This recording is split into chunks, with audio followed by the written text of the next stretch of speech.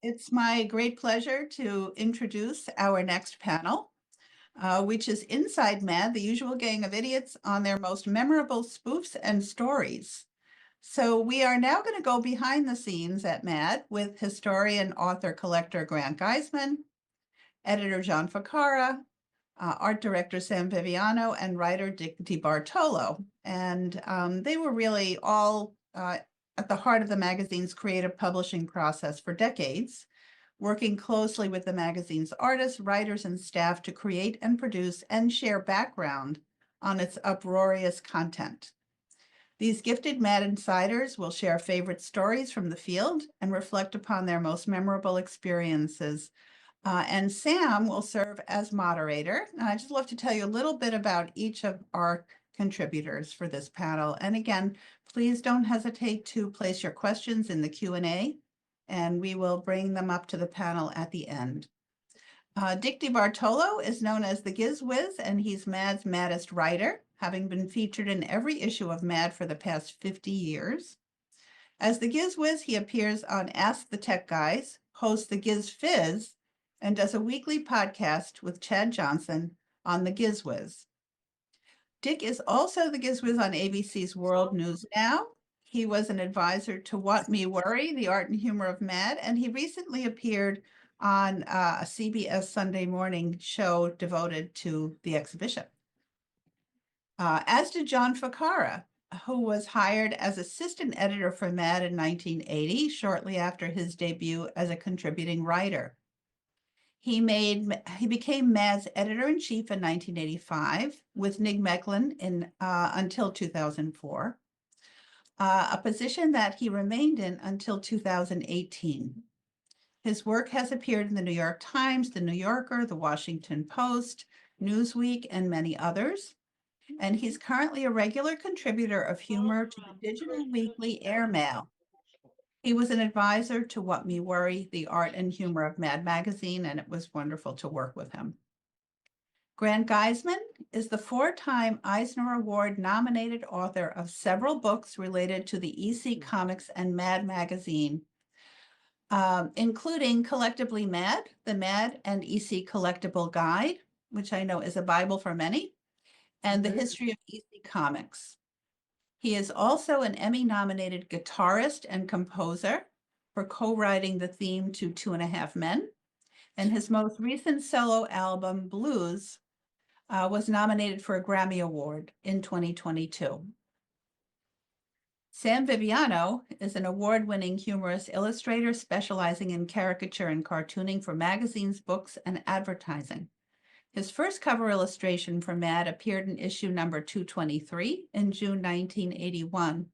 18 years later, he became art director of Mad, a position that he held from 1999 to 2017. His work has appeared in Rolling Stone, Family Weekly, Reader's Digest, TV Guide, and many other publications. And he was lead advisor and a great friend to all of us in relation to What Me Worry, the art and humor of Mad. It is my great pleasure to welcome you all, and I thank you all for being here. And I'm going to let Sam take it away. Well, thank you very much, Stephanie. Thank you, Rich. Before we proceed, I had promised Grant I would let everyone see the two books that Stephanie mentioned. So if it's okay, I'm going to share my screen for just a moment. Let me get this over here. The cursor's not working. There we go. Grant, that's Collectively Mad, correct? You are correct. Okay. The first book I did. When did that come out? It came out in 1995. Wow, it's almost your 30th anniversary. I know, it's amazing. It's unbelievable. And I pitched this book to Bill Gaines, and he said, yeah, if you can find a publisher, yeah, let's do it. So that's what happened. And your most recent book?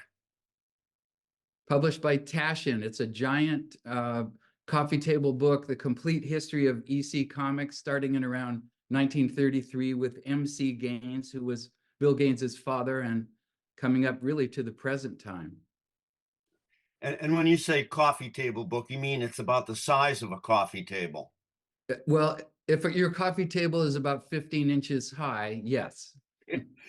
It's a big book. Well, anyhow, thank you, Grant. And I'm going to keep on the share for the moment because I would like to bring on my esteemed colleague from MAD, my editor for many, many, many, many years, John Ficarra, in order to get this thing up and rolling. John? Thank you, Sam. Thank you, Sam. Can you hear me? I can hear you. Oh, good. This is a little bit old-fashioned, but I always like to start these things with the Pledge of Allegiance because this country's kind of divided, and I thought it'd be nice to do that. And thankfully to Stephanie and her crew out at the Norman Rockwell Museum, they've actually been able to find sponsors for the Pledge of Allegiance to help underwrite the exhibition. So I would ask everyone who's viewing this to please stand now, or at a minimum, place your hand over your heart. Thank you, Sam, for standing. And join me as we recite the Pledge of Allegiance, now with product placement.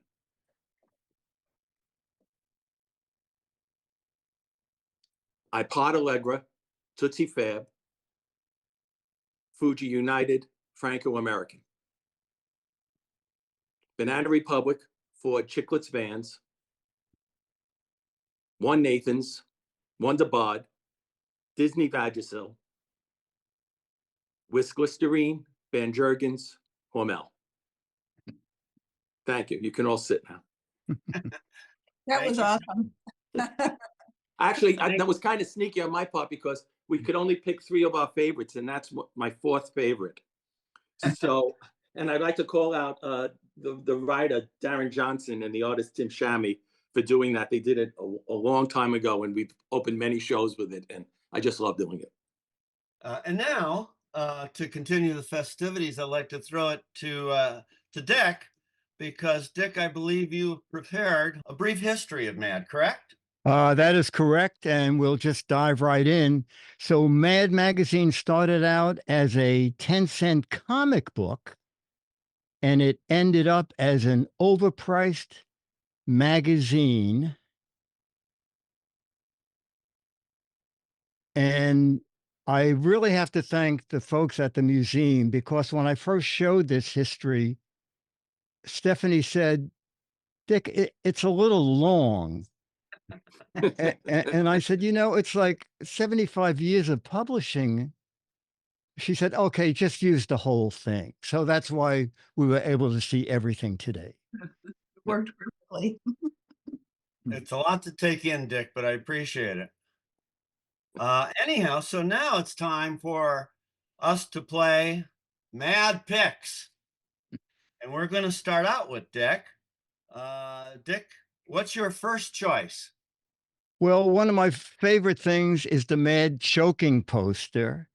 And this was a poster that looked like the real poster. And I'll just do the first 2.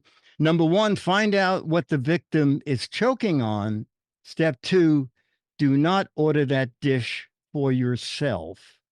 And a little side story about how this looks like the real choking poster is I used to go to this little bakery run by a father and his son to buy Danish. And the son was a big Mad fan. And we printed a bunch of these choking posters, big size. And I gave the son a copy. And a couple of weeks later, I went in and the son said, you're not going to believe what happened. I was not here. And the health inspector came in and said, you serve coffee and you serve Danish and you have that little shelf where people can actually eat. So you need to have a choking poster. And the father said, oh, I have one. It's in the back. So he went and he got the Mad Choking poster and brought it out. And the health inspector laughed and said, you know what? Oz looks more like this. And he said, I'll give you 3 weeks. I'll come back in 3 weeks. Put the real poster up. So that's how realistic the choking poster looked. And that was Bob Clark did the artwork. Right. I want to give a shout out to Dick on this because this is also one of my favorites, but Dick was the true master of doing these type of things. He did 2 others that I think are just classics. One was the what to do to stop the spread of germs. I don't know. Oh, there it is. Very good. Gary Holgren did the art on this. And this was just so spot on. we printed it out and we hung it in the Mad bathroom. Now, we did this back in 2010, and we hung it up, and it looked so official. And I suspect it may even be there, given how often they cleaned the bathrooms back then.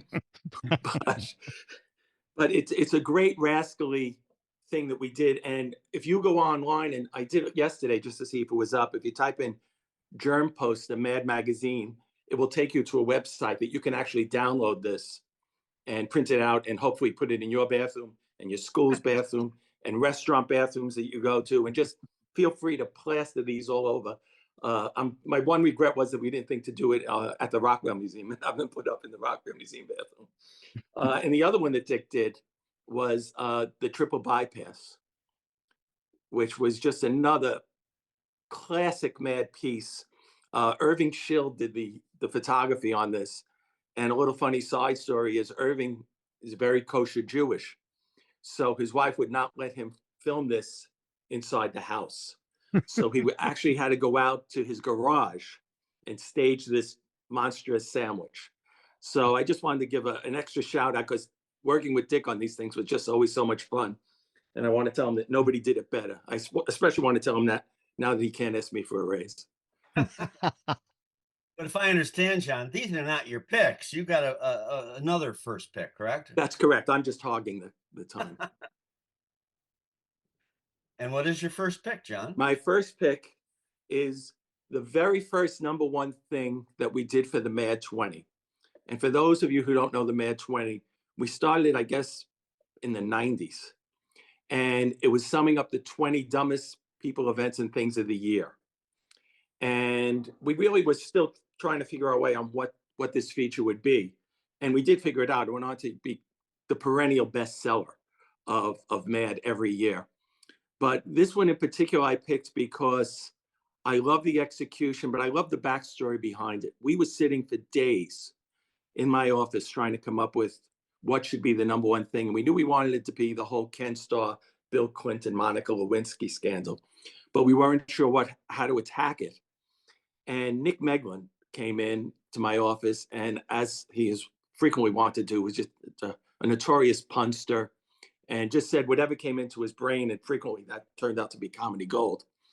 And he said, "What are you working on?" We said, "Oh, something with Ken Starr, but we don't know what it is." Ken Starr, Star Wars, he said.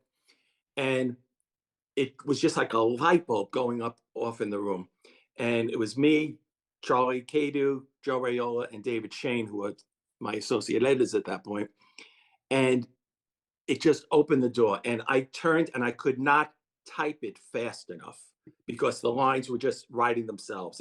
It's very rare that you catch that kind of lightning in a bottle. And then we gave it to Mark Stutzman, who just did some wonderful thing on his own. I'm particularly impressed by the Hillary and their daughter over on the side, who we didn't give him any art direction on that, and yet he somehow managed to make it look like R2D2 and 3CPO. So I just love this piece. Oh, and the other funny thing about this piece was a breakaway republic from the Soviet Union turned this into a sheet of stamps, which I actually found. I don't know if you can, I don't know, I'm holding it up, Sam, but I don't think you can see it. Come up to your camera. Right there. Okay. And I'll get the share off so that they can see you better. Yeah, there we go.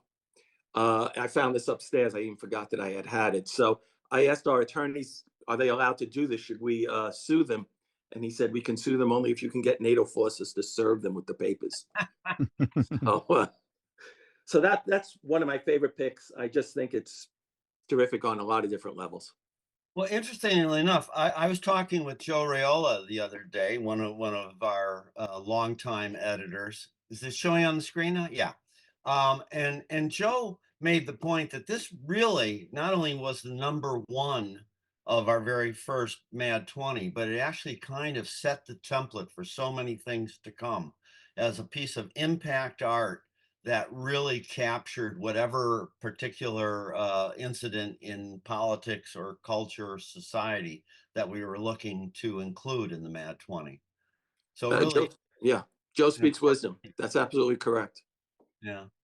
Well, thank you very much, John. Now we have to move on to Grant Geissman. And Grant, what is your first pick? Well, my first pick of three, we each get three. That's the format. And I'm a child of the 60s, so all my choices are unabashedly and unapologetically from that decade. So the first pick is the cover of Mad number 97, which came out in September 1965. Alfred playing electric guitar on the beach, getting his electricity like Ben Franklin from a kite. And you know, as a guitar player myself, this is like my favorite Mad cover, I think. And you know, it's done by Norman Mingo, just brilliant. And the guitar is like weird looking. It's kind of a combination of like a Gretsch and like a harmony. It's not really any guitar. And apparently Sergio Aragonés, as he often did in this era, came up with this cover idea. So this is my first pick. You know, I just love this cover. And the original artwork is hanging right now in the Norman Rockwell Museum. So if you have a chance in the next few weeks before the exhibit closes, you know, go take a look. Grant, I have a question. You know these things and I really don't. But I'm looking at that image now, and isn't that a left-handed guitar? No, No? no. Okay, well, that's why I asked. Okay, now You know, the interesting thing I find about this piece, because I love this piece too. This hung in my office before we sold it, Grant. So I want you to know that. Great. This is one of the Rad Mad covers where it's both a poster and a vignette. It's so immediate that it reads as a poster, even though it's really a vignette. And we always I strive have to to just. define vignette, John, I think, for the vast audience out there. Well, why don't you, Sam? You're the art director. Well, I think in the terms that you're using, I would say vignette is where you have to read the story in the That's image. right. So, you know, the poster is that it's a big, impactful image, but now you have to say, okay, so exactly as Grant described it. Oh, there's the kite up there in the dark clouds, capturing the lightning, and the lightning is creating electricity. There's actually a story there. And Yes. that's the vignette aspect. And that was the genius of Mingo, to make that happen, to make all the distortions Yes. work and to make it read instantly. Because It might be apt to note that Mingo started working for Mad. I think he was about 60 years old at the time, and at the end of a very long advertising career. And he answered a classified ad in the New York Times. You know, one of those ads that's like 2 inches by 1 inch, and thinking that was just going to be a way to make some pocket change in his retirement. And he went on to be Mad's primary cover artist for the next quarter century. yes, he was great. As is Sergio with this cover. He also did another one where Alfred is painting the road, one of my favorite covers. And again, Classic.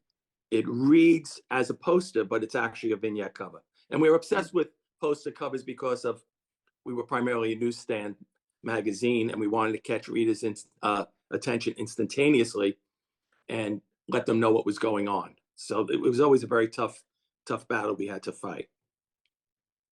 And speaking of tough battles, I'm going to wend my way in here and pick my first pick.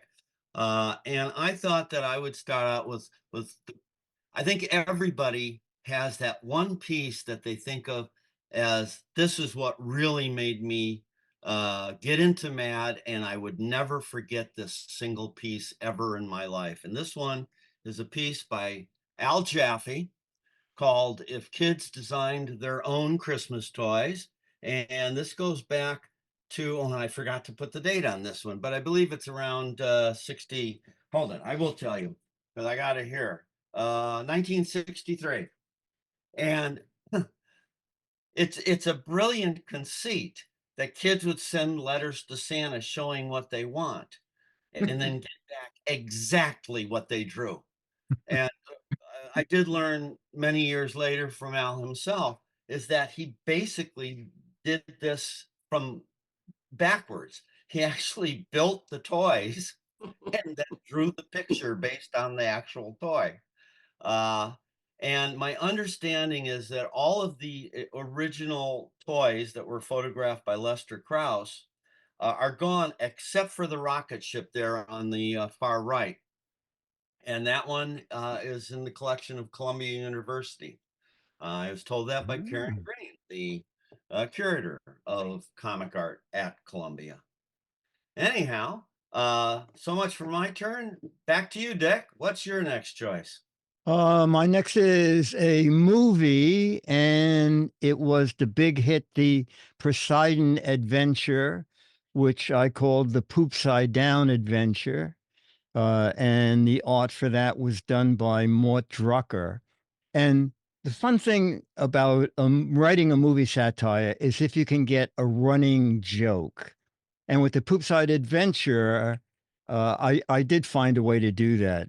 In one of the panels, the priest is saying, we should ask God to shower his mercy down upon us. Oh, wait a minute. We're up. He should shower his mercy up upon us. And then in the galley, the chef is saying, today I should make pineapple right side up cake. And then there's a kid running through one of the hallways saying, oh my, I'm seasick. I'm going to throw down. And then a sort of a fun thing about that, it was the largest selling Mad ever. And one day Billy Gaines called me into the office and he said, hey, Irwin Allen is buying 100 copies of Mad. And I said, oh, that's great. And he said, but, I said, yeah, you have to autograph all 100 copies.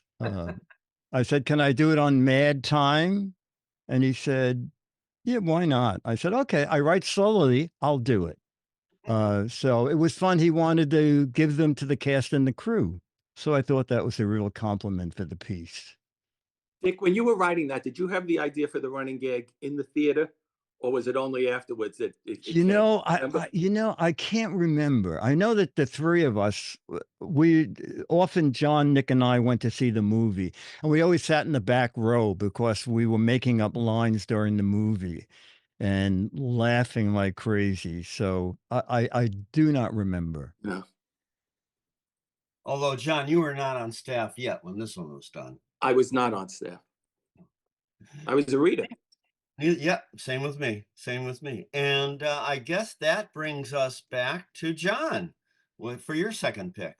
Yes. You know, I say it's my second pick, but this is really like picking your favorite children, because so much of in Mad that I had something to do with or didn't have something to do with, I love. So it's very hard. But I picked this one for a couple of reasons. It's called Baseball at the Bat. And it was written by Frank Jacobs and illustrated by James Warhol. Now, James, for those who may not know, is actually Andy Warhol's nephew. And he's just a terrific artist. And we used to sit with Frank and talk about, is there a subject of a lot is going on with that we can somehow incorporate into a poetry piece? Because Frank was just a wonderful craftsman of poetry and doing parodies of famous poems. And we always look to see, is there a poem that's a natural for what we're making fun of? So in this case, baseball, I don't know what date this was, Sam. You probably have the date. December 1989. Yeah, baseball was in pretty rough shape at that point. There was steroids. There was just all sorts of problems going on with baseball. So we sat and we made a list of all the things that we thought the poem should incorporate. And then the idea came to, well, let's do Baseball at the Bat, which is a poem about baseball. So in essence, hoisting them around on their own petard. We didn't know it at the time, and James Warhol found this out, there's a plaque in Cooperstown of that poem, of which this is based on visually. So everything about this is actually a parody of something. It's a parody of the poem. It's a satire of the state of baseball. And it's also a parody of the plaque that resides in Cooperstown. So I just loved it. And of course, Frank's brilliant with the way he was able to satirize the poem. So not only did it rhyme, but it also scanned exactly the same as the poem, which was always very important to us. John, it's something I'm just noticing for the first time, and it appears as if this is hand lettered. Yes, it is. For my time, did James hand letter it? He did. The whole thing? Yes, and we didn't pay him extra. I always felt bad about that, but not so bad as to pay him more. Well, anyhow, oh, Grant, it's your turn. What's your number 2? Me again.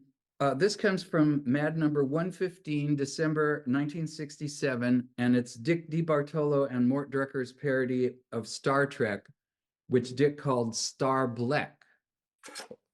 And this is just an absolute classic from Mad. The one thing that's amazing, really, is this is fairly early on in Star Trek. Star Trek only lasted as a TV show for 3 seasons originally. It wasn't all that popular. Like the science fiction people liked it, but it didn't get great ratings. So, you know, there really wasn't much reference around, but Mort Drucker just absolutely nails these caricatures of all the actors. I mean, it just doesn't get any better than this. And right there, you know, on the second page at the bottom is an absolutely classic transporter sequence where they all get reassembled wrong, you know? And then he says, "You better hurry. I got the strange feeling that my face wants to sit down." And I remember as a kid reading this, I just cracked up. Unbelievable. That And then really is later a on in the classic parody, Dick our line. own Dick DeBartolo, you know, at this time, like on TV, you would never mention going to the bathroom or something like that. So Kirk says to the Spock character, "Take over, you know, if you need me, I'll be in the bathroom." And Spock says, "In the bathroom, I don't believe my ears." And Kirk says, "I don't believe your ears either, Mr. Spook," you know? And it's amazing. At the very end of the parody, they lose control of the ship. And, you know, the Spock character says, "We're doomed, Captain. We're going to travel back in time and crash in the prehistoric ages when man was savage and bloodthirsty and cruel." And the Shatner's guy says, "You mean, yes, we're headed to 1967. It's just a wonderful end to this really stunning parody. Congratulations, Dick. Thank you. We actually love that second panel from the left so much that we stole it and made it the cover image when we did a special on sci-fi. Also illustrated by Mort. in Yes. full color. Yes. Yeah. When I was You know, my and when they talk about more, like, there wasn't much reference material. Like now you can just go on your phone and find hundreds of images of any of these people. But in those days, I don't know how Mort did it. Did he just, you know, take pictures off the TV screen or what? No, I would, when I was hired, my first assignment was to just make sure that we could find as much reference as we could for Mort. So I would be getting People magazine and ripping them out. And we had these massive files of celebrities. And the movie companies rarely cooperated. You know, back in those days, they used to give out press kits, which were maybe about a dozen 8x10 black and whites, but they would never want to cooperate with Mad. And Right. I was talking to Mort about it one day, and I said, "Well, I got all this research." I said, "But not much from the actual movie." And he said, "All I need is one full-on shot and one shot in profile, and I'm okay." Wow. And I said, "Okay, then." I don't know how you're doing it, but keep doing it. You know, he was pretty amazing in that regard. Yeah. Uh, Interesting enough, you referred, Grant, to something that Mort didn't do, but Angelo Torres did. When Angelo came on board in 1969 to kind of help out because Mort had been drawing 14 pages an issue up till then, he found that it worked to go to see the movie at a matinee in the week when there weren't a lot of people there, and he would sit in the back and take photos of the movie so that he would have a lot more reference to work from. At least that's Amazing. what he told me. So now I guess it's my turn again, and Yes, sir. I'm going to move up to the days when I was art director, and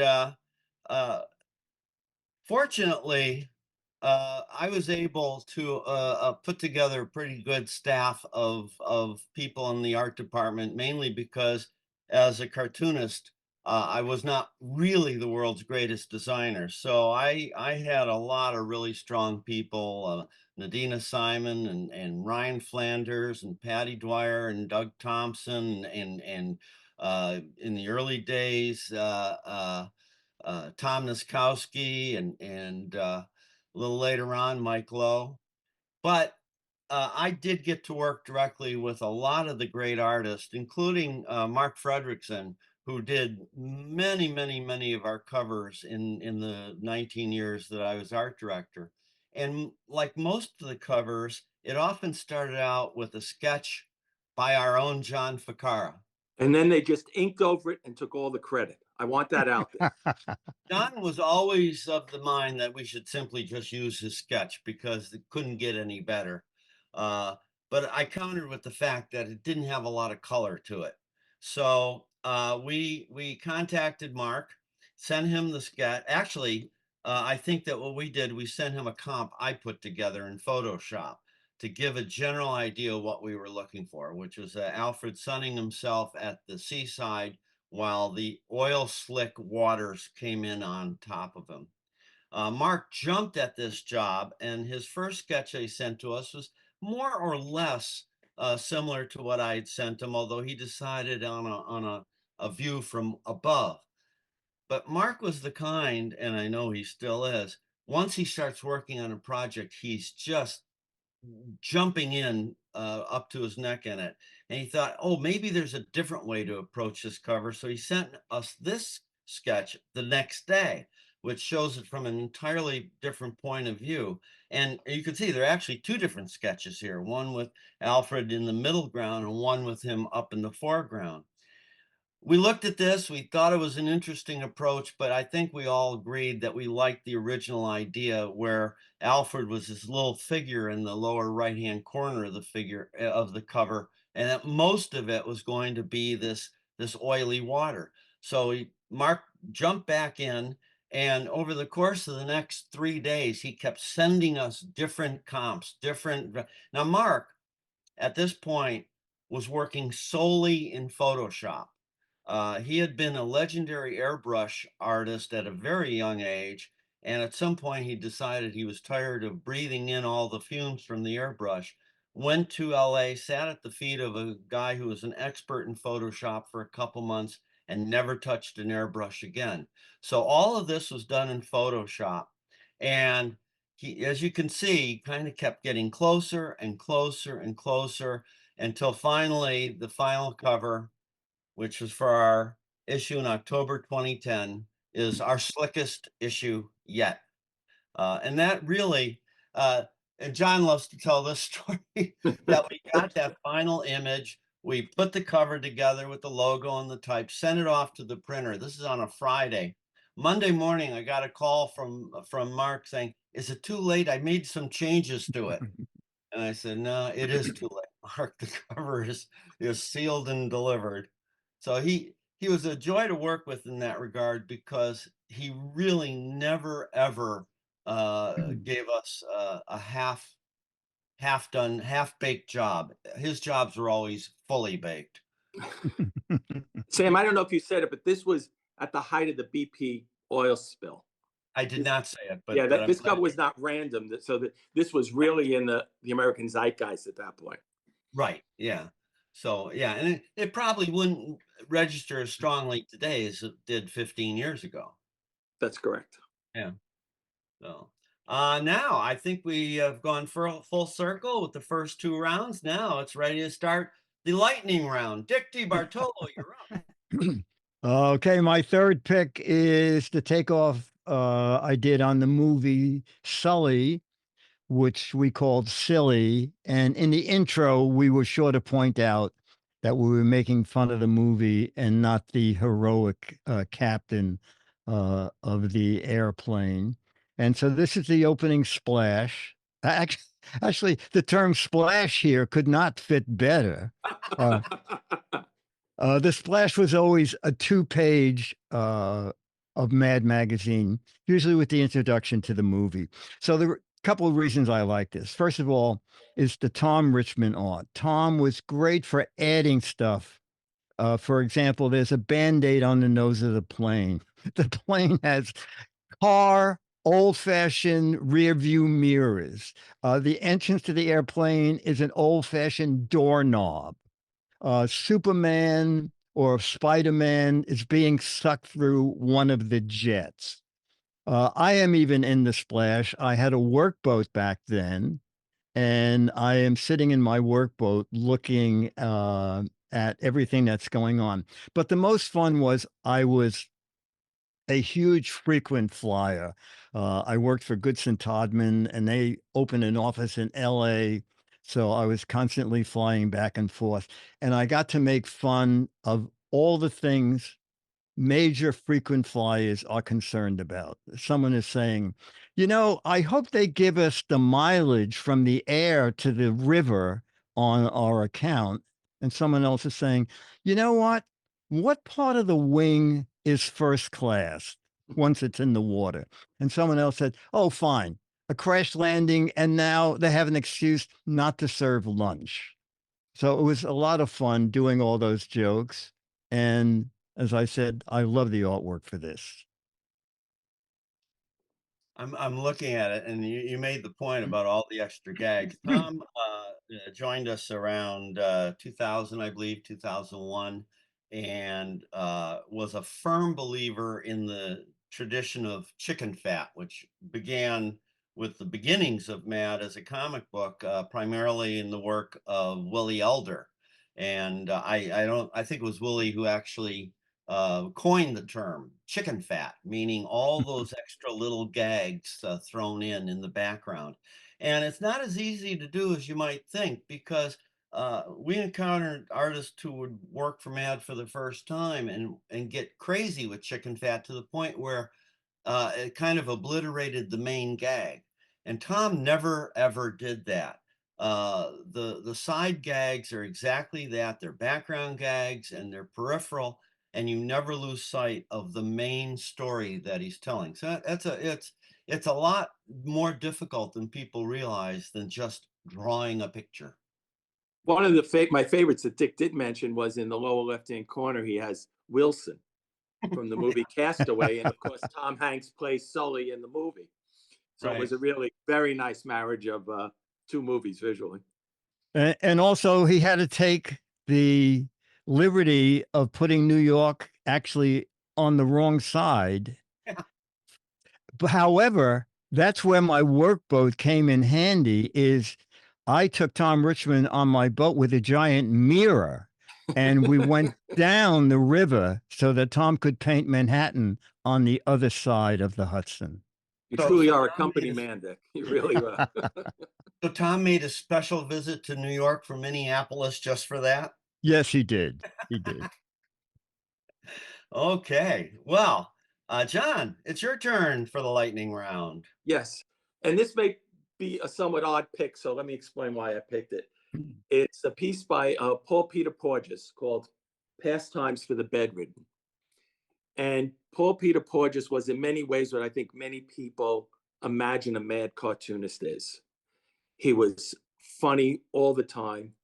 He looked and dressed like he just stepped out of a clothes dryer. I mean, he was rumpled and he had bones and elbows in places where they shouldn't be. And he was extremely funny, especially on the mad trips. If you sat next to Porges, you knew you were going to be laughing hysterically. And he came out of a very tough life with he lost most of his family during the war.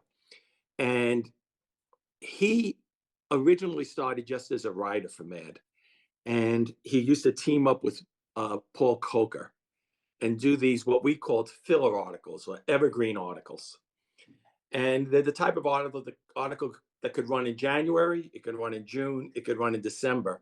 And it wasn't pegged to any particular time. And they made Feldstein's life and my life much easier because we knew that we could drop them in should a more topical article not come through for whatever reason. Maybe the writing wasn't good, maybe the art was late, whatever it was, but we had these in the bank. And movies and TV get a lot of the credit in Mad, but I think these type of pieces, which were easier to read and very accessible, were a gateway for many younger readers until they worked up to the movies and the satires. So I just love this piece. I thought it shows what real inventiveness he was, in that it's 1, 2, 3, 4, 5, 6, 7, 10 different pictures of somebody in bed. But yet they're all different. They're all fun. And they're all things that anybody who's ever been sick and laying there feeling miserable can relate to. So and Porges did many of these like this, and a lot of articles about pets too, which was one of his specialties. So I wanted to give a shout out to Porges. I wanted to give a shout out to a lot of the other writers that over the years created the filler articles, which, to be honest, didn't pay as much as the movies did because there were less pages, but were equally important to Mad. And I made a list of a few people that I just want to give shout out to. It's Jeff Cruz, Scott Mako, Mike Snyder, Barry Liebman, Desmond Devlin, Kenny Kyle, Tony Barbieri, Jonathan Bresman, Tim Carville, Russ Cooper, Duck Edwing, and Dennis Snee.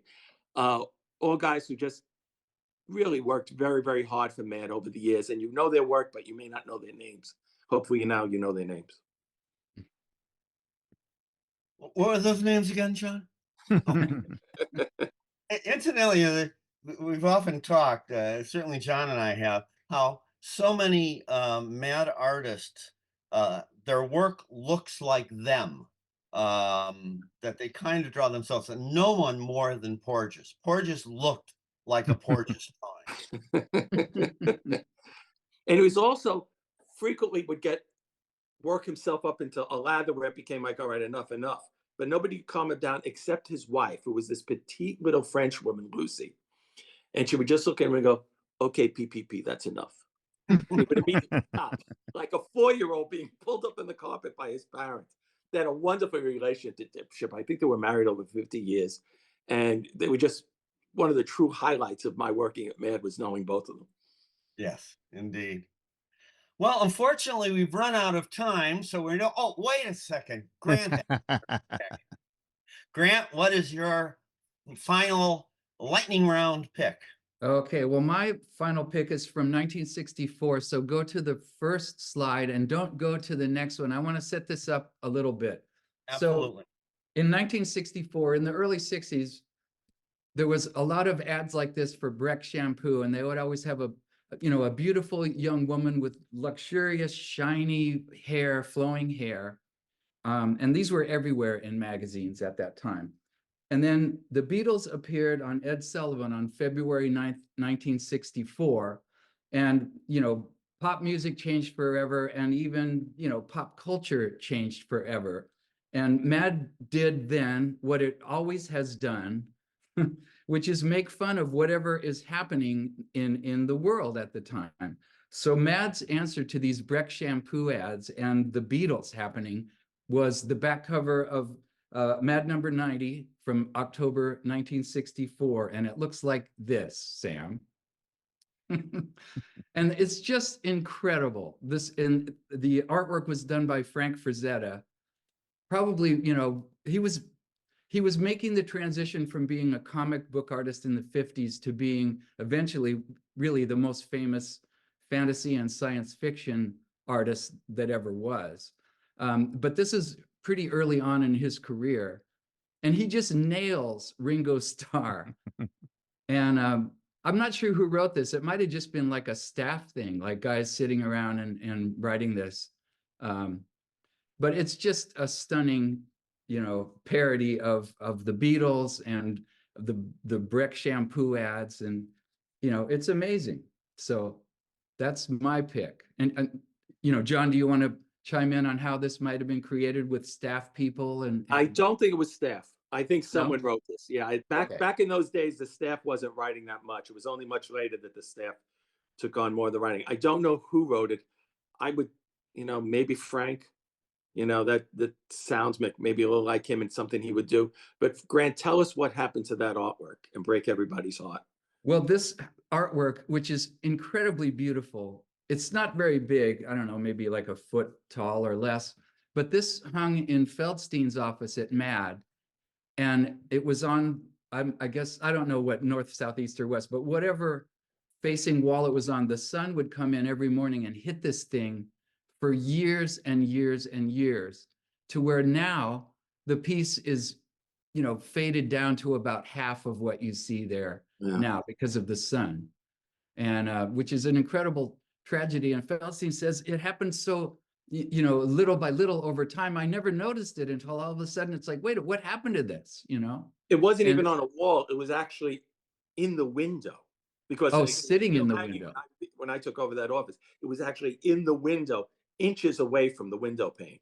So Ay, it ay, ay. was getting baked for years. Oh man.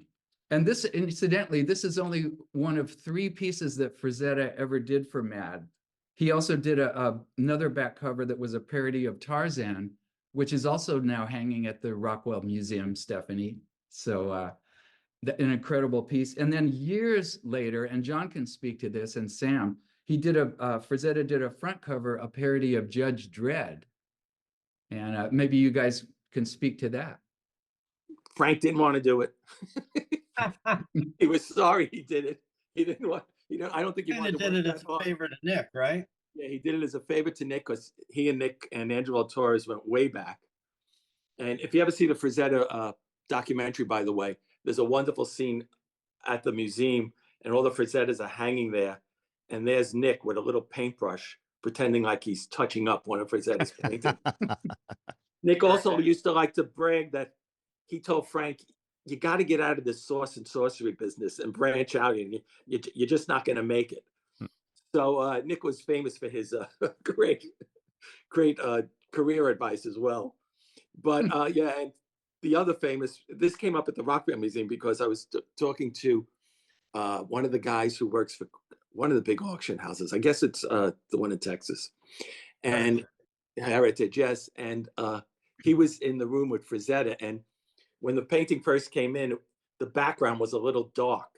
And Nick had to call up Frank and say, listen, can you lighten it up because it's going to go on the newsstand? And he said, well, what do you want me to do? And Nick said, well, you know, use some of that Frazetta yellow. And this enraged Frazetta. He said, you know, I have my full palette here. Not once do I see words on there, Frazetta yellow. What the hell is Frazetta yellow? And he went back and forth with Nick. And I don't know if they ever spoke again, but he did do that cover for us. Wow. Well, we thank you so much for these amazing stories. It's just such a great pleasure to listen to you and to hear your memories, but also just your amazing humor in the way that it's presented. We have a couple of questions. The first is, what is your favorite memory of Bill Gaines? Does anybody want to share a favorite Bill Gaines memory?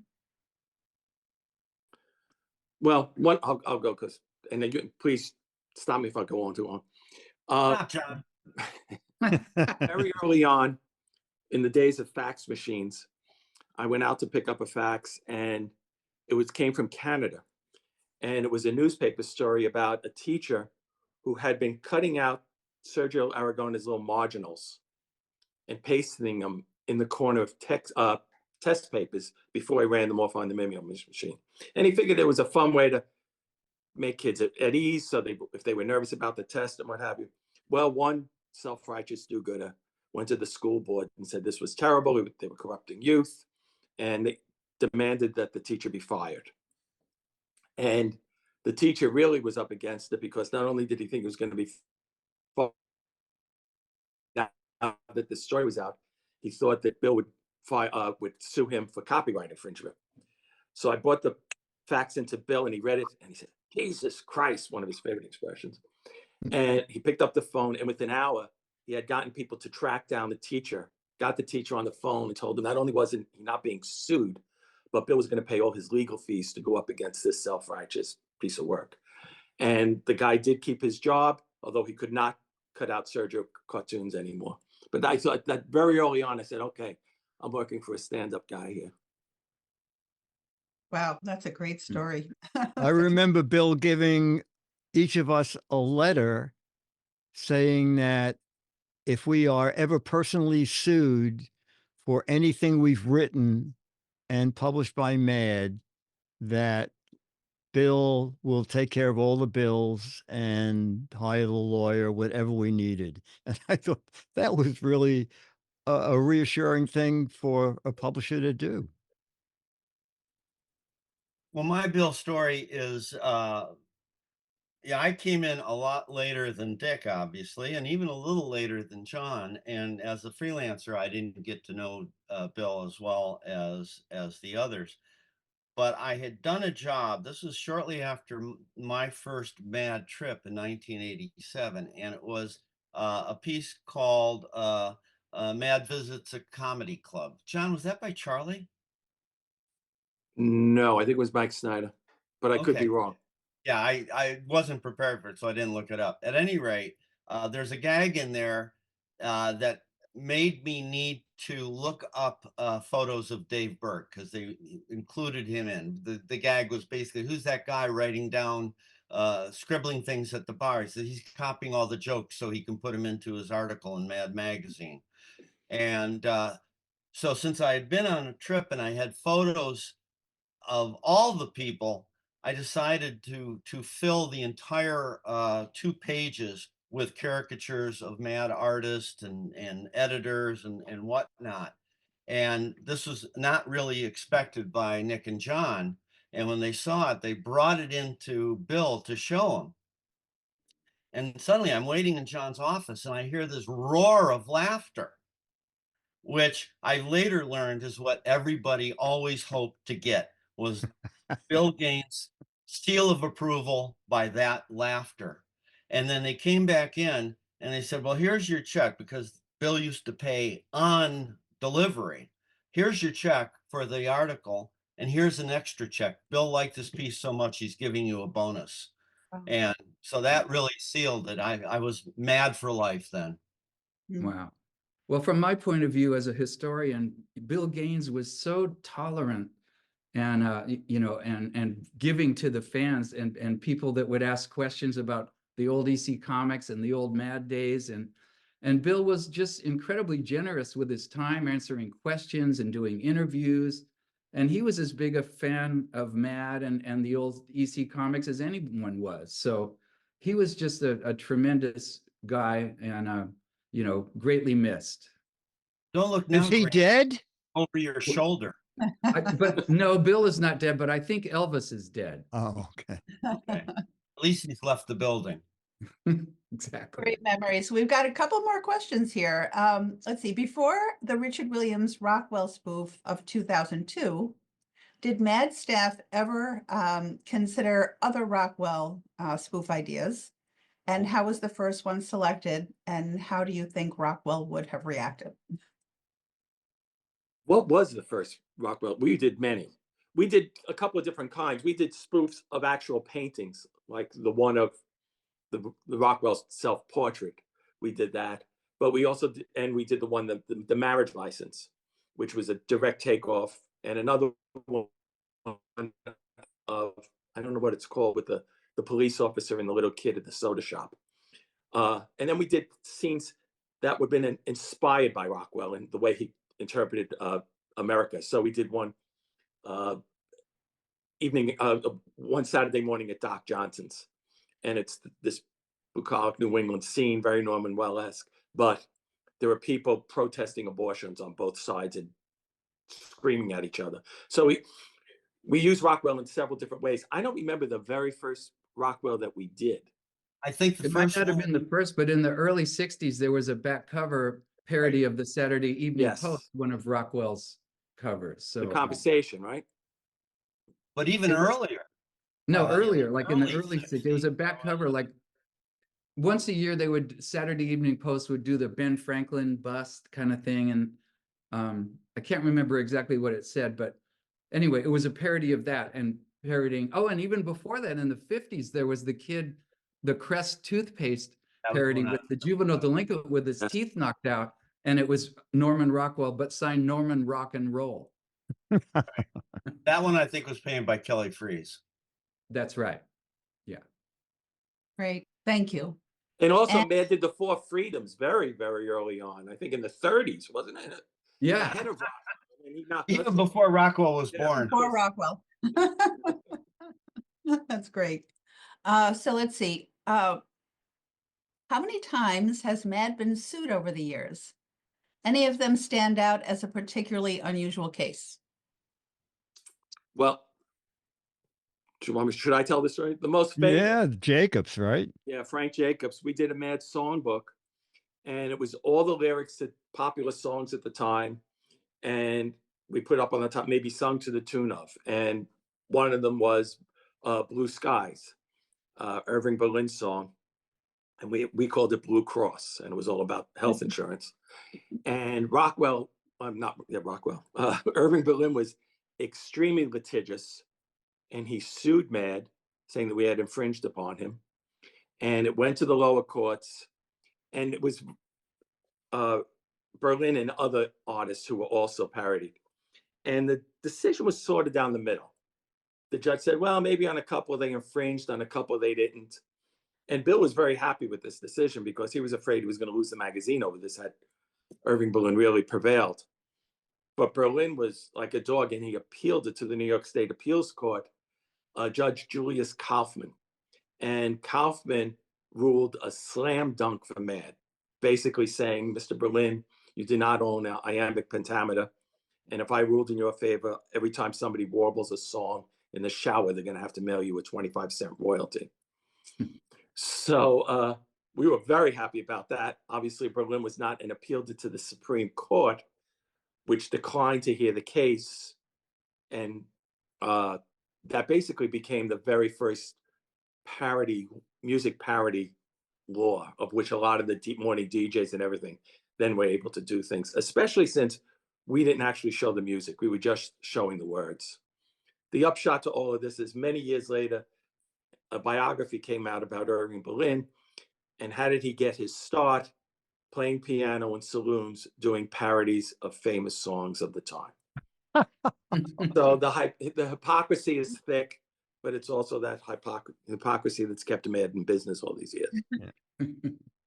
And I think we have time for one more. That's a great answer, John. Thank you. Were there any pieces that were rejected for Mad as being too controversial that you really wish had run? Also, are there any pieces or gags that in hindsight you wish had not been run? Anybody? Boy. I'll tell you a couple. I'll give you one of each. Right towards the end, Don Rickles died. And we wanted to do the Don Rickles reading of the will. And of course, it was in Don Rickles' voice. And it was done by Scott Mako, and it was hilarious and brilliant. But the world had sort of moved on from the type of humor Rickles was doing. And seeing it on the printed page, we were like, this could put us out of business. We knew what it was, and intellectually we could justify it, but by the same token, we were afraid that if we did it, it would be wildly misinterpreted. And ultimately we didn't run it. And it's too bad because it was hilariously funny, just hilariously funny. But he was making all the jokes about Jews and Mexicans and all these things that now that we would be crucified for. I just want to thank you all for your exceptional presentation, but also just for your contributions to the exhibition. We really could not have done it without you, and we're so grateful for the guidance and expertise that you all provided. So thank you so much for being a part of this and making it possible. Thanks our for pleasure. that And, incredible yeah. display. Thank you.